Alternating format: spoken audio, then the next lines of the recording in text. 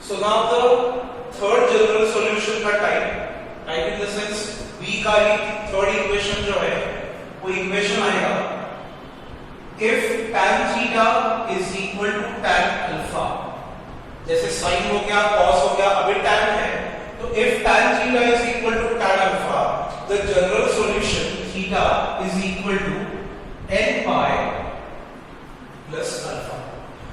हर एक टाइप के लिए इक्वेशंस डिफरेंट है, तो अगर आपको जनरल सॉल्यूशन के न्यूमेरिकल के 4 या 3 मार्क्स चाहिए तो आपको ये फॉर्मूले जो है वो बाय डिफॉल्ट लर्न करने पड़ेंगे, क्योंकि ये इक्वेशंस आपको एमसीक्यूज में भी पूछे जाते हैं, सीईटी में भी आएगा या फिर जेडब्ल्यू में भी आपको ये आ सकते हैं।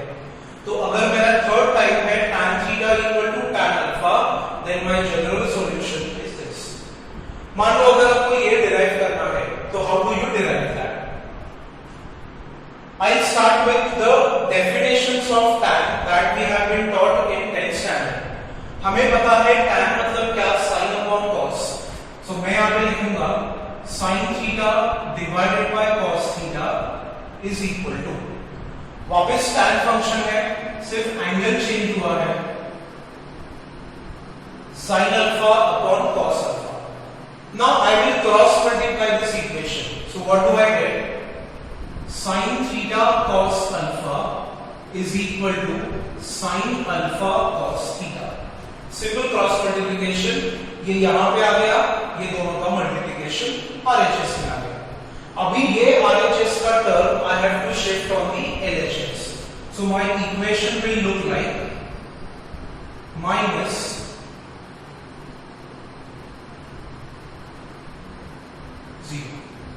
sin theta cos alpha minus cos theta sin alpha is equal to 0. अगर अभी आपने ये इक्वेशन को ध्यान से देखा and if you try to recall a formula from 11th standard, ये A है, ये B है, ये A है, ये वापस B है। अभी आप फॉर्मूला रिलेट करने का ट्राई करो, sin A cos B minus cos A sin B. What formula do you recall? तो sin A cos B minus cos A sin B मतलब क्या? It is sin of A minus B and that RHS is equal to 0. 11th standard के trigonometric functions of compound angles के chapter में आपको ये formula definitely दिखाई देगा, आपने ये स्टडी भी किया है, तो इसका एप्लीकेशन मैंने यहाँ पे यूज किया। Now again we got an equation where sin theta is equal to 0. तो अगर if sin theta equal to 0 है तो what is my general solution? Theta is equal to वापस वही n pi। तो यहां पे मेरे लिए थीटा मतलब ये ब्रैकेट है, so therefore I will write theta minus alpha is equal to n pi। Alpha को मैं RHS में ट्रांसफर कर दूं तो मुझे थीटा इज इक्वल टू क्या मिलेगा? n pi plus alpha, and this equation is the general solution. तो अगर tan theta is equal to आपको कोई भी नंबर दिया है, मान लो 0 भी दिया है, तो आप वो 0 को या फिर वो नंबर को tan के फंक्शन में रिप्रेजेंट कर दो, आपको एक एंगल अल्फा मिलेगा। वो अल्फा अगर आप यहाँ पे सब्स्टिट्यूट कर दोगे तो you will get the general solution. See पहले हम लोग ये पूरा जनरल सॉल्यूशन का फॉर्मूला सेक्शन स्टडी कर रहे हैं, न्यूमेरिकल सेक्शन जो है वो बाद में आएगा। So type number B, these are my 3 general solution equations. अभी यहाँ पे मैंने कॉट, कोसेक या फिर सेक वो नहीं लिखा है। पहले प्रीवियस पार्ट में मैंने सेक और कोसेक नहीं लिखा था क्योंकि those equations were not defined, but यहाँ पे वैसा नहीं है।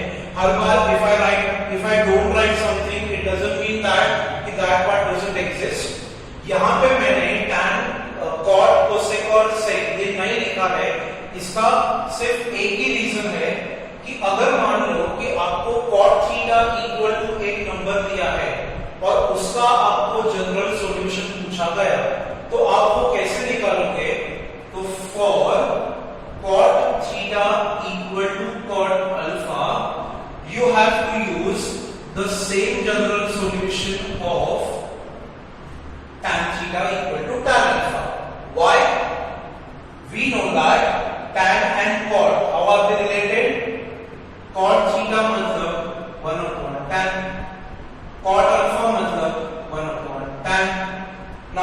cross multiply this, I get tan theta is equal to tan alpha, and again we come back to the same equation. तो अगर आपको टाइम वेस्ट नहीं करना है, cot का कन्वर्जन tan में नहीं करना है, तो मत करो, directly cot theta equal to cot alpha अगर आपको दिखा तो you have to use the GS of the function tan. Similar to that, sec and cosec ये दोनों फंक्शंस साइन और कॉस इंडिविजुअली रिस्पेक्टिवली उनके रेसिप्रोकल्स हैं. तो अगर आपको sec theta equal to sec alpha है तो इसके लिए you have to use the general solution of cos, and if it is sin and cosec का रिलेशन तो यहां पे आप यूज करोगे द फंक्शन ऑफ sin. हमारे सिलेबस में बहुत रेयर न्यूमेरिकल्स हैं जहां पे आपको ट्रिग्नोमेट्रिक फंक्शन ये तीन फॉर्म में आएगा. स्पेशली फॉर टाइप बी जो भी न्यूमेरिकल सेक्शन है वो आपका फर्स्ट 3 इक्वेशंस में ही क्या हो जाएगा, सॉल्व हो जाएगा. सिर्फ आपको एग्जामिनेशन में ऐसे कभी भी नहीं देंगे कि ये टाइप नंबर बी का इक्वेशन है तो आप कैसे सॉल्व करो. You will get the mathematical equation, वो इक्वेशन को आपको ये टाइप्स में कन्वर्ट करना पड़ेगा एंड बाद में आपको ये जनरल सॉल्यूशन का जो सेक्शन है वो यूज होगा. वो न्यूमेरिकल सेक्शन तो बाद में आएगा ही, but I am just giving you a general idea कि कोई भी जनरल सॉल्यूशन का क्वेश्चन डायरेक्टली आपको प्लेट में पूछा नहीं जाएगा. You will have to work on it. आपको वो सॉल्व करने के बाद ऐसे इक्वेशंस फ्रेम करने पड़ेंगे एंड बाद में you have to use the general solution के formulas. So type number 2, type number B, these are your 6 general solutions. अभी ये सिलेबस का सबसे simplest type is type number 3. उसमें अगर मुझे LHS में एक फंक्शन है sin स्क्वायर थीटा, हमारे प्रीवियस फॉर्म्स में सिर्फ sin थीटा था, यहां पे क्या है sin square theta if it is equal to sin square alpha, तो my general solution will be theta equal to n pi plus minus alpha. ये इक्वेशन और ये इक्वेशन वैसे तो सेम है, बट दोनों में एक छोटा सा डिफरेंस भी है कि यहां पे we have only plus alpha but यहां पे we have plus minus alpha. तो अगर आपने ये दोनों जनरल सॉल्यूशंस इंटरचेंज कर दिए तो एग्जामिनेशन में आपको उसका आंसर रॉन्ग दिया जाएगा. थ्योरी में फिर भी आपको एक स्टेप्स के लिए हाफ मार्क मिल सकता है, बट एमसीक्यू में that numerical will be considered as the wrong answer. तो टाइप नंबर 3 में अगर मुझे इक्वेशंस स्क्वायर के फॉर्म में मिलते हैं तो I have to use this general solution if sin square theta equal to sin square alpha. Now why did I say this is the simplest general solution का type? The only reason is for type number 3 आप कोई भी दूसरा function ले लो, वो cos square है, वो tan square है, वो cot स्क्वायर है, if it is sec square theta or it is cosec square theta, for all the 6 trigonometric functions of type C, I have a common general solution. तो इसमें से अगर कोई भी फंक्शन आता है तो आपको जनरल सॉल्यूशन जो है वो सेम एक ही यूज करना है. सिर्फ डिफरेंस कहां पे आएगा, RHS के वैल्यूज में. वैल्यू चेंज होगी तो ये अल्फा भी चेंज होगा, अल्फा चेंज होगा तो रिस्पेक्टिवली आपका इक्वेशन भी मैनिपुलेट हो जाएगा.